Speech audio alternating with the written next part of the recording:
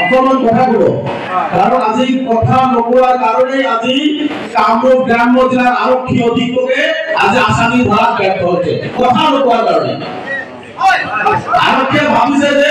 নবীনক হত্যা কৰিছে হত্যাকাৰীক আমি অৰ্থমান এখন দিম আৰু ইয়াত কোনো প্ৰতিবাদ নহব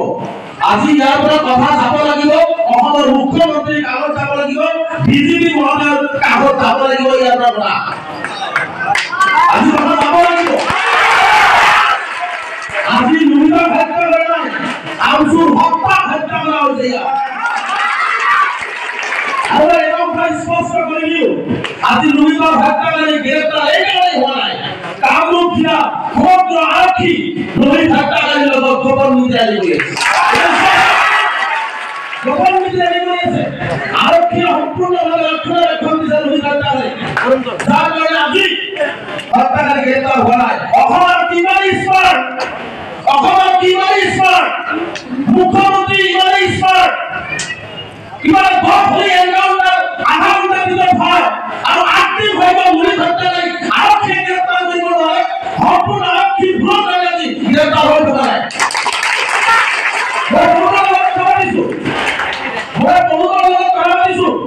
এইটো কথা স্পষ্ট যে আব্দুল ৰাজ্জাকে আদিবাসী যিসকল আসামী নাম উলিয়াই আছে প্ৰতিটোৰে ফেচবুক একাউণ্ট অন আছে ডিজিটেল যুগত আব্দুল ৰাজ্জাক ক'ত আছে পুলিচে গম নাপাব কাৰণ আটাইতকৈ ডাঙৰ কথা নবীনক হত্যাকাৰী আচলতে ৰাজনৈতিকভাৱে নবীনক হত্যা কৰাইছে এটা কথা প্ৰমাণ কৰি দিওঁ আপোনালোকক আব্দুল ৰাজ্জাক গভৰ্ণিং বডীৰ প্ৰেচিডেণ্ট হয় নাই স্কুলত আজিলৈকে এটা মাৰ্ডাৰ কেছৰ আসামী কেনেকৈ স্কুলৰ সভাপতি হৈ থাকিব পাৰে কামৰূপ গ্ৰাম্য ডিচি কিয় একশ্যন লোৱা নাই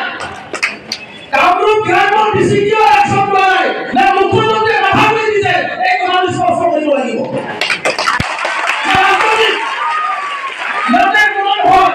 এটা মাৰ্ডাৰ কেছৰ আসামী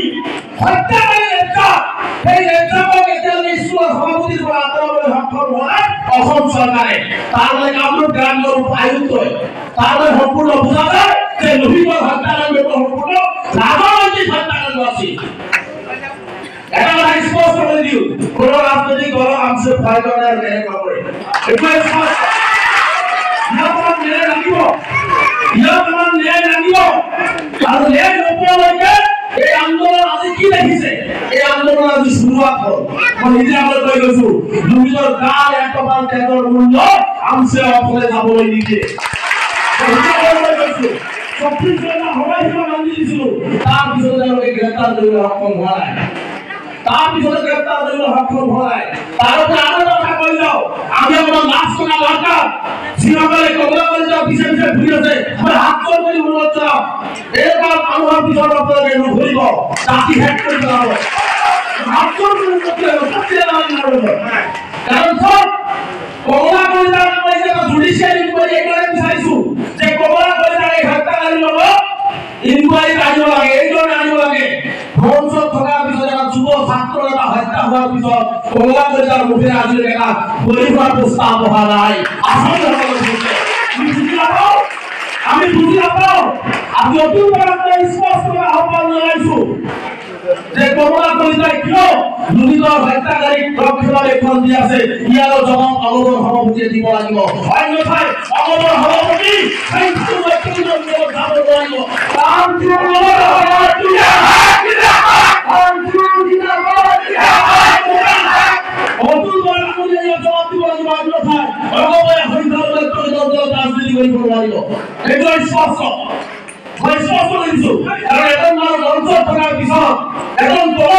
ৰাজনৈতিক নেতাদেৰ দায়িত্ব কি আছিল নবীনৰ বডি হাতত লৈ হস্পিটাল লৈ যোৱা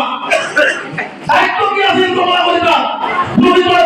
ব্লক লৈ হস্পিটাল লৈ যাব লাগিছিল নবীনক আৰু ব্লক লৈ দূৰৰ কথা মঞ্চৰ পিছফালে দি ৰেজ্জাকক গাড়ী মাৰি লৈ পলাই গুচি গৈছে আমি বুজি নাপাওঁ গতিকে সেইকাৰণে কৈছো এই সমগ্ৰ হত্যাকাণ্ডটোৰ লগত মই ভাবো যে কমলা কলেজৰ তদন্ত মামলা আনিব লাগে কমলা কলেজৰ তদন্ত মামলা আনিব লাগে আৰু যিসকলে কমলা কলেজৰ ৰক্ষণাবেক্ষণ দিব বিচাৰি আছে মই তেওঁলোকক হাত জোৰ কৰি অনুৰোধ কৰিছো আজি লোহিত কৈছে কাইলৈ আপোনাৰ ভাই লোহিত যাব পাৰে এনেকুৱা ধৰণে হত্যাৰ উৰাই লওক নিজৰ মতে তোমৰা উদ্ধাৰ কৰি আছে গতিকে কাৰো ষড়যন্ত্ৰত ভৰি দিব আজি লোক লাগে আজি লোহিত হত্যাকাৰী গ্ৰেপ্তাৰ কৰাৰ পৰিৱৰ্তে আৰক্ষীয়ে কি বিচাৰি আছে জানে সিদিনাখন দোকানকেইটা জ্বলিছে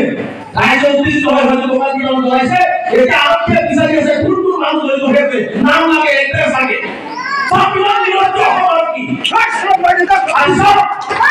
আজি নাম বিচাৰি আছে